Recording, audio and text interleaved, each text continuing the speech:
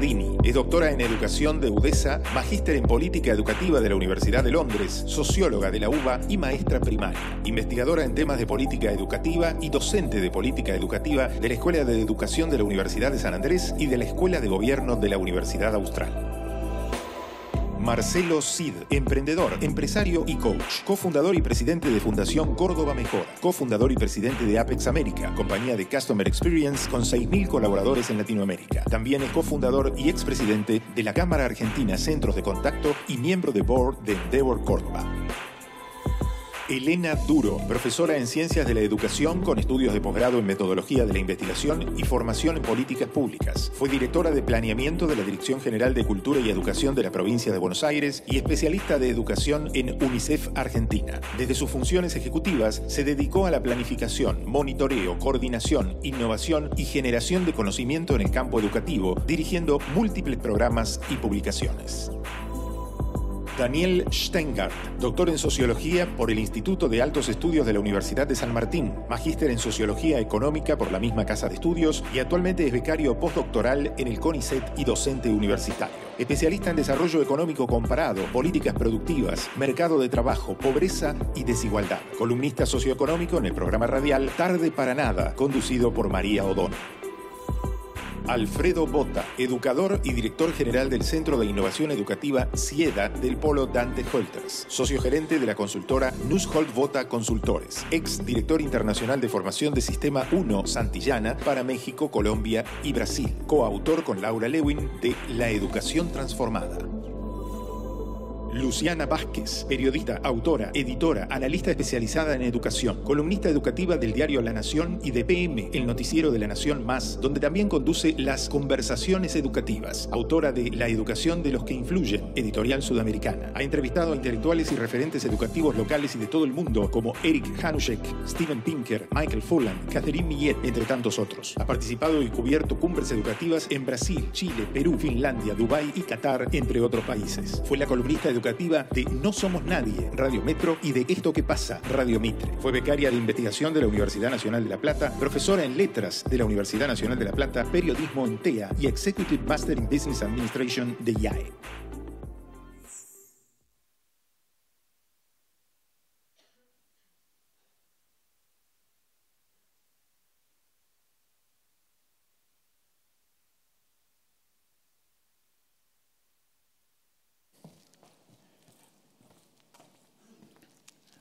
A menudo escuchamos y vivimos distintas situaciones y cuestiones sobre la educación argentina que nos hacen armar algunas creencias muy profundas acerca de nuestro sistema educativo.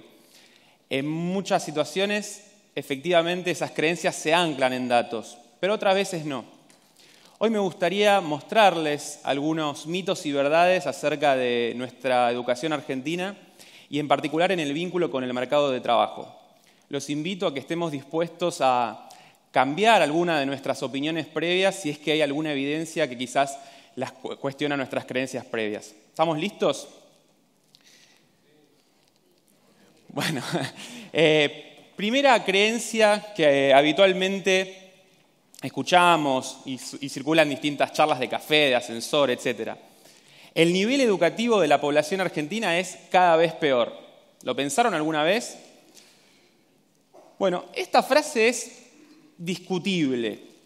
Si miramos lo que es la tasa de analfabetismo de nuestros jóvenes de 15 a 25 años a lo largo del tiempo, vemos que va cayendo década tras década. Hoy está en mínimos históricos.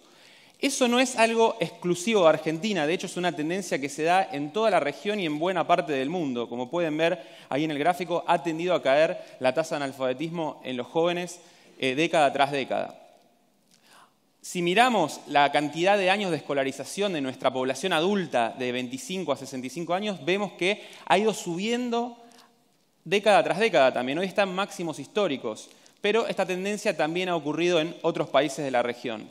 Más que hablar de un retroceso absoluto de la educación argentina, podríamos decir que en términos absolutos nuestro nivel educativo ha seguido avanzando si lo medimos con este tipo de indicadores, aunque es cierto que no es un rasgo distintivo nuestro. Otros países lo han hecho, e incluso en la región, hasta a ritmos más rápidos que nosotros. Quizás la sensación de cierta decadencia educativa argentina tiene que ver con la idea de que hemos perdido el lugar de élite regional al respecto, pero eso no significa que en términos absolutos estemos peor que hace 30 años atrás. Segunda afirmación que escuchamos habitualmente: en los últimos 15 años, menos jóvenes terminan la secundaria. Esto es falso. En efecto, si miramos los datos, encontraremos que la cantidad de años de escolarización de nuestra población entre 21 y 30 años ha subido en los últimos 15 años, si bien se ha estancado en los últimos 5, pero está también en niveles altos históricos, los máximos históricos, y la cantidad de personas, el porcentaje de personas, entre 21 y 30 años que terminó la secundaria es hoy más alto que hace 10, 15 años. Lo mismo ha ocurrido en otros países de la región, vinculándolo un poco también con lo anterior. En todas partes del mundo estamos teniendo un mayor acceso a la educación. Tercera afirmación que algunas veces escuchamos: los pobres no llegan a la universidad. Esto es falso.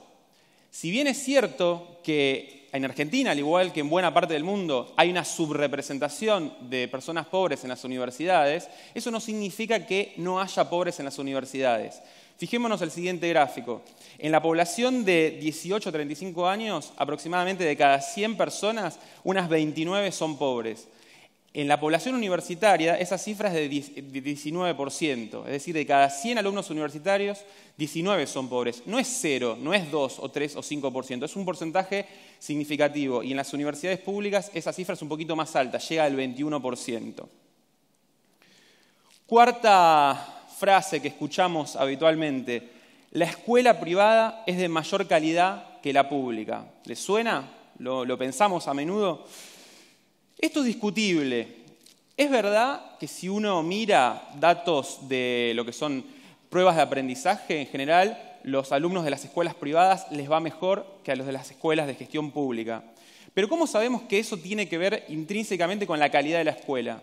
Hay muchos estudios que muestran que la gran diferencia tiene que ver con el entorno socioeconómico de los alumnos que asisten a uno y otro tipo de escuelas. En tanto, las escuelas de gestión privada son mayormente de clase media y clase media alta, y por el contrario, las escuelas de gestión pública son mayormente provienen los alumnos mayormente de hogares humildes. Es ahí donde está el grueso de la diferencia. Los entornos familiares y socioeducativos de esos hogares hacen que los rendimientos después en la escuela sean muy diferentes, más que la gestión en sí de la escuela en particular.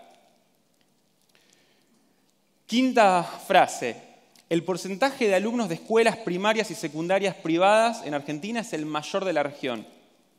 Esto es verdadero. Efectivamente, ocurre que la tasa de privatización de la escuela primaria y secundaria en Argentina es de las más altas de la región. De hecho, aproximadamente el 30% de nuestros alumnos de escuelas primarias asiste a establecimientos privados. Es la cifra más alta de la región. En escuela secundaria esa cifra está en torno al 25%, es la segunda más alta de la región, solo por detrás de Guatemala. Pero en los estudios superiores ocurre exactamente lo contrario. Argentina, junto con Uruguay, tenemos una tasa de matriculación pública de las más altas de la región. Eso tiene que ver con la forma en la cual se constituyó históricamente el sistema universitario acá en la zona de Argentina y el Río de la Plata. Sexta afirmación: a mayor nivel educativo, menor tasa de desempleo y de empleo en negro. Esto es claramente verdadero. Si vemos la tasa de desempleo según el nivel educativo de las personas adultas, vemos que tiende a caer a medida que hay mayor nivel educativo, y en particular la tasa del llamado empleo negro, el empleo informal, precario, sin derechos sociales, cae exponencialmente a mayor nivel educativo. En asalariados que no terminaron la primaria, el empleo en negro llega al 59%. En cambio, en aquellos asalariados que terminaron la universidad o los estudios terciarios, ronda el 10%. Séptima frase: en Argentina, las personas con título universitario aumentan sus ingresos más que el resto, por lo cual tiende a aumentar sistemáticamente la desigualdad. Esto es Falso. Efectivamente, en Argentina, al igual que en todas partes del mundo, las personas de mayor nivel educativo tienden a ganar más que las que tienen menor nivel educativo.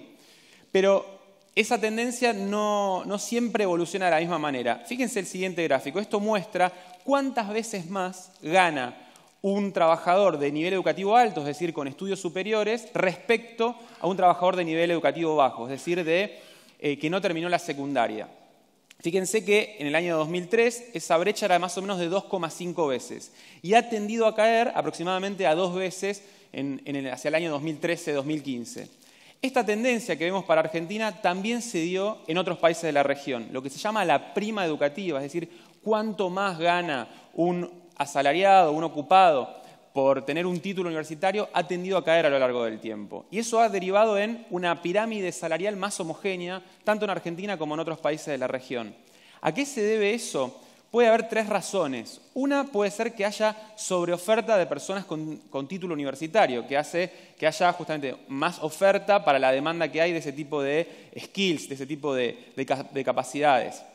Una segunda razón tiene que ver con que probablemente haya aumentado la demanda de personas de nivel educativo bajo, de trabajos de relativamente baja calificación. Por ejemplo, en la década de los 2000 en América Latina, podemos poner ejemplo de aumentó mucho la construcción que demanda trabajadores con nivel educativo bajo. Y en el caso de Argentina o Brasil, por ejemplo, también puede haber las políticas de mercado laboral, lo que tiene que ver con la institucionalidad del mercado laboral, también puede incidir en esta dinámica. Por ejemplo, políticas en donde el salario mínimo suba muy por encima del salario medio, también van a tender a comprimir la pirámide de ingresos y a beneficiar relativamente más a los trabajadores de menor nivel educativo respecto a los de mayor nivel educativo. Octava afirmación. Para su nivel de PBI per cápita, el porcentaje de empleo calificado de Argentina es bajo. Y esto es efectivamente así, es verdadero. Fíjense el siguiente gráfico. Acá lo que podemos ver es, en el eje horizontal, el PBI per cápita de distintos países. En el eje vertical, el porcentaje del empleo de cada país que es de alta calificación. Y cada puntito es un país. El color de cada puntito muestra a qué región pertenece. Claramente lo que podemos ver es que esos puntitos están bastante alineados en una diagonal. Eso muestra que hay una correlación entre ambas variables. A mayor PBI per cápita tiende a haber mayor porcentaje de empleo calificado. Sin embargo, si prestamos atención, todos los puntitos azules, o prácticamente todos, están debajo de lo que es la diagonal. Eso muestra que para nuestro PBI per cápita, ¿sí? Que todos los puntitos azules son América Latina, todos los países de América Latina tenemos un PBI per cápita demasiado alto para el nivel de calificación de nuestro mercado de trabajo o viceversa. Para nuestro PBI per cápita tenemos un porcentaje de empleo calificado relativamente bajo. ¿Y Argentina dónde está? Ahí. Eso tiene que ver probablemente con que tenemos un perfil de especialización intensivo en recursos naturales que los recursos naturales contribuyen mucho al PBI, pero no son particularmente muy demandantes de empleo calificado. Novena afirmación. Las regiones menos desarrolladas del país son las que tienen más desempleo. ¿La pensaron alguna vez? Esto es falso. Prestemos atención al siguiente gráfico. La región de menor desempleo en el país es el NEA, el Nordeste, 3,5%, y es justamente una de las regiones menos desarrolladas del país. Y por el contrario, la ciudad de Buenos Aires, la región pampeana o el conurbano tienen cifras de desempleo iguales o mayores a la media nacional. Y en los 3 casos se trata de regiones de mayor o similar nivel de desarrollo respecto a la media. ¿Esto por qué ocurre? Porque el desempleo, recordemos que es una persona desempleada es aquella persona que no trabaja, pero busca activamente empleo. Y lo que ocurre en muchas de las provincias del norte, por ejemplo, es que hay muchas personas que no trabajan y no buscan empleo. Y eso, por lo tanto, no son desocupadas, sino lo que en la jerga económica se llama personas inactivas. Entonces, quizás otro indicador que es mejor para ver el nivel de desarrollo y la relación con el mercado laboral es ver cuántos asalariados en blanco en las empresas per cápita tiene cada región. Y ahí sí vemos una correlación muy fuerte con el desarrollo económico. La ciudad de Buenos Aires de cada 100 adultos, 35 son asalariados en blanco en las empresas. Ese tipo de empleo que todos queremos fomentar. Por el contrario, en el NEA y en el NOA esa cifra es mucho más baja, es apenas 12, 13 asalariados formales per cápita. Y eso tiene que ver justamente con la densidad empresaria de cada una de las regiones. La Ciudad de Buenos Aires tiene muchas empresas formales per cápita y, por el contrario, el norte del país está mucho más rezagado en esa situación. 10ª afirmación. El conurbano es la región del país donde hay más jóvenes ni que no trabajan ni estudian. Y esto es verdadero. Efectivamente, aproximadamente el 23% de los jóvenes entre 15 y 24 años del conurbano bonaerense no trabajan ni estudian, cifra que es la más alta del país, y por el contrario, en la Ciudad de Buenos Aires esa cifra es mucho menor a la del resto de las regiones, es en torno al 10%. El porcentaje de jóvenes ni en la Ciudad de Buenos Aires es parecida a lo de los países de la OCDE. Y una cuestión adicional a tener en cuenta es que en todos los casos el porcentaje de jóvenes ni es más alto en las mujeres que en los varones. Esto no tiene que ver con que las mujeres abandonen más los estudios que los varones, de hecho pasa más bien al revés, sino a que las mujeres se insertan menos en el mercado laboral, y esto tiene que ver con que asisten a tareas de reproducción del hogar, de cuidado del hogar, de cuidado de hijos o de familiares, etc. Es eso lo que explica este fenómeno. 11ª frase. Los trabajadores de menor nivel educativo son los más vulnerables a la automatización. Y esto podríamos decir que es probablemente verdadero.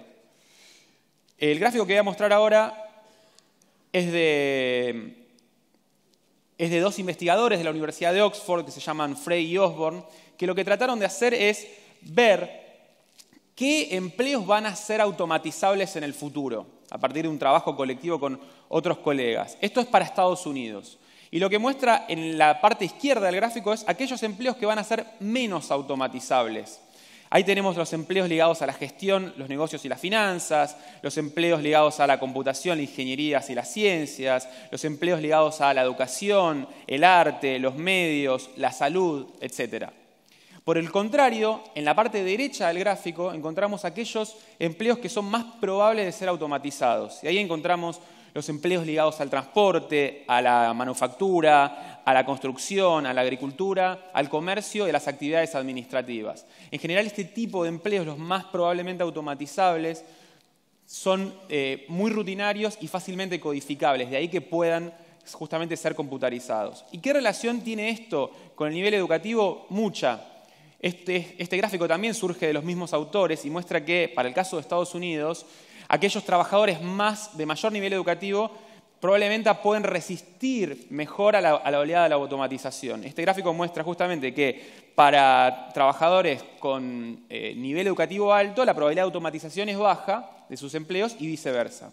¿Y cómo podemos conectar eso con Argentina? Bueno, de la siguiente manera. Fíjense, este gráfico ahora sí es para Argentina y muestra para cada sector qué porcentaje de los ocupados de ese sector tiene al menos secundario completo. Fíjense, en el caso de actividades profesionales, científicas y tecnológicas, casi la totalidad de los trabajadores tiene secundario completo o más. En el caso de las finanzas ocurre lo mismo, información y comunicación, acá tenemos software, por ejemplo, ocurre lo mismo, enseñanza, salud. Son todos sectores de alto nivel educativo, podríamos decir. Y recuerden que eran aquellos sectores de menor permeabilidad a la automatización. Por el contrario, ramas como la construcción, el transporte, el agro, la industria, las actividades administrativas o el comercio son de bajo nivel educativo relativo en Argentina y, como mencionábamos anteriormente, son las más permeables a la automatización según estas estimaciones. Sin lugar a dudas, discutir sobre educación requiere de datos precisos que permitan ir más allá de meras creencias. Hoy hemos revisado 11 mitos y verdades acerca de la educación argentina y en particular en su vínculo con el mercado de trabajo. A partir de estos datos, ¿hay alguna creencia que teníamos previamente que estemos empezando a cambiar? Muchas gracias.